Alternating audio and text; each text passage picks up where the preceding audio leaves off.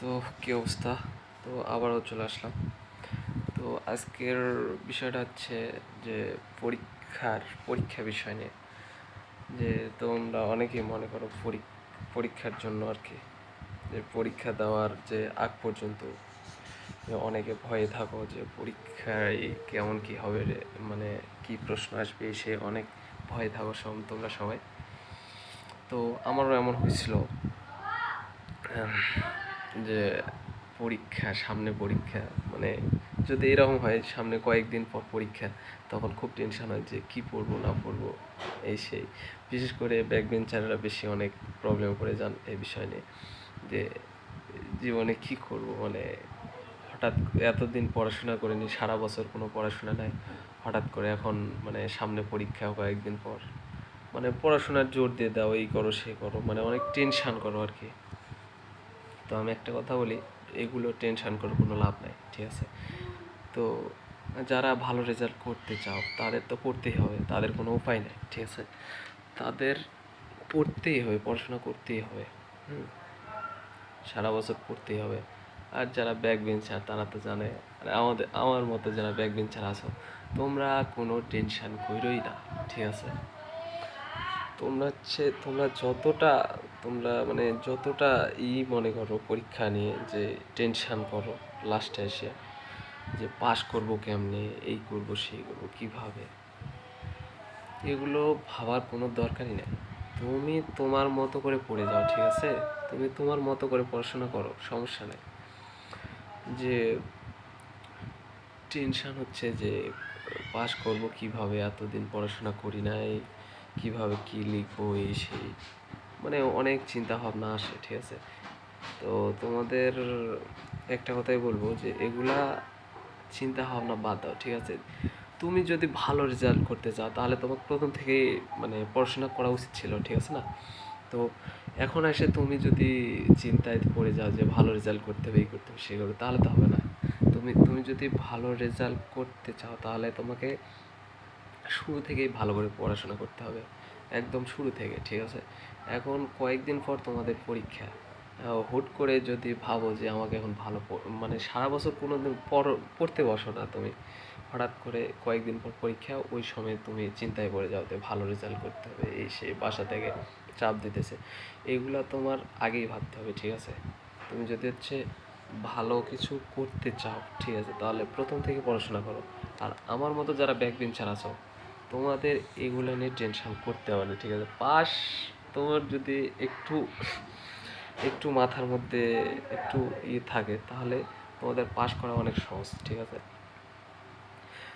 তোমরা যারা মনে করো যে মানে পিছনে তাকাইতে দেবে না, এই করতে সেই করতে, মানে অনেকটা, স্যাররা কিন্তু প্রত্যেকটা কলেজে, প্রত্যেকটা স্কুলে, প্রত্যেকটা কলেজে সব স্যাররাই একটা কথাই বলে যে এই বছর একটা কথাই বলে যে এই বছর কোন মানে অনেক কড়া করবে, গার্ড এই করবে সেই করবে, যে পিছনে তাকাইতে দিবে না, কারো দেখে লিখতে দিবে না, মানে আরও অনেক, যেমন ধরো যে কোনো সাউন্ড হবে না, শুধু নিজে যা পারবে তাই। আবার ধরো যে বলে যে শুধু লিখে আসলেই হবে না, যে পড়াশোনা করে এই করতে হবে, মানে টপিকগুলো ভালো করে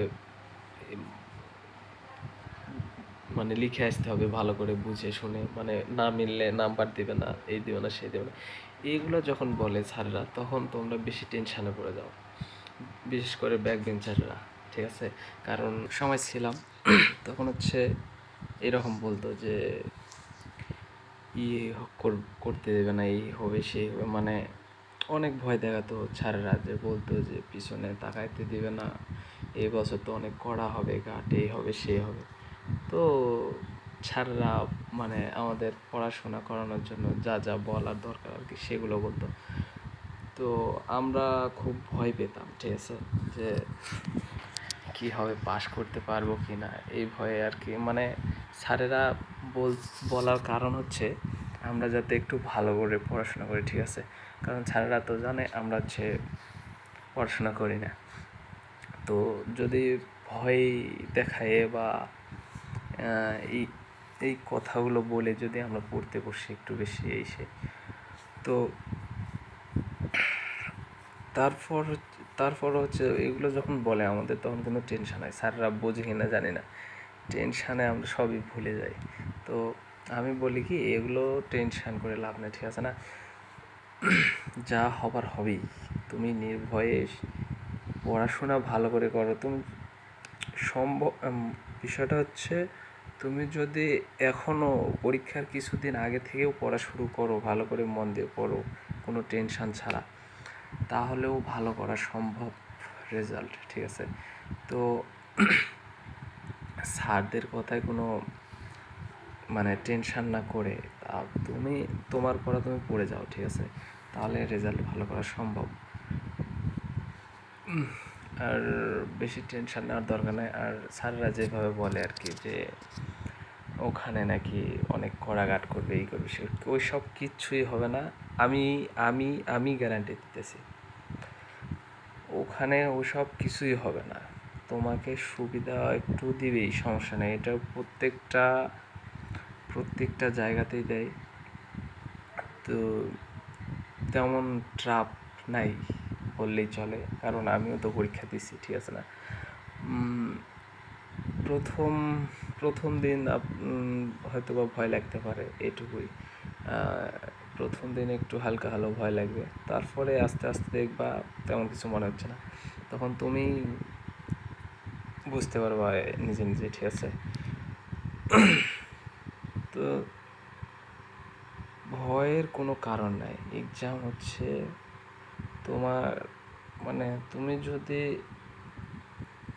পড়াশোনা করোই, ঠিক আছে, তবে ভালো করেই করো। কারণ এই যে ব্যাক বেঞ্চার হচ্ছে, যারা পড়াশোনা করো না, এগুলো পড়াশোনা করে মনে হয় না কিছু হবে।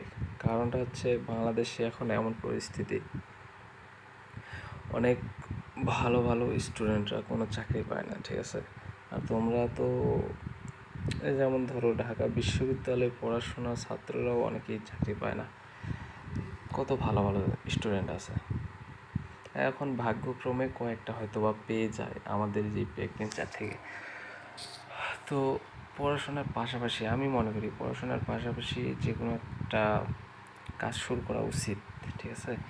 যে যারা হচ্ছে আমার মতো ব্যাক বেঞ্চার, তাদের জন্য বলতেছি, অন্য যে কোনো একটা সাইট বেছে নেওয়া উচিত, ঠিক আছে? তো যারা আর হচ্ছে, তোমরা যারা পড়াশোনা করতে চাও যে জব করব বা চাকরি করব, যে কোনো একটা জব করতেই হবে, তাহলে কিন্তু তোমাদের কোনো উপায় নেই, তোমাদের পড়াশোনা করতেই হবে, ভালো করে করতে হবে একদম, ঠিক আছে? পড়াশোনা ছাড়া কোনো কিছু, তোমরা যদি জব করতেই চাও তাহলে পড়াশোনার উপর আর কিছু নাই, পড়াশোনা তোমাকে করতেই হবে। যে পড়াশোনা বাদ দিয়ে তুমি গেমস খেলবা, যে প্রেম করবা, এই করবা, সে করবা, হবে না। তোমাকে পড়তে হবে। যদি তুমি চাকরি করতে চাও, তাহলে অনেকেই আছে যে এত এত ভালো করে পড়াশোনা করে প্লাস গোল্ডেন নিয়ে এই করে সেই করে, তারপরে কিন্তু চাকরি পায় না, ঠিক আছে? এই চাকরিটা এখন বাংলাদেশে এমন পরিস্থিতি এসে গেছে যে চাকরি পাওয়াটাও ভাগ্যের বিষয়, ঠিক আছে?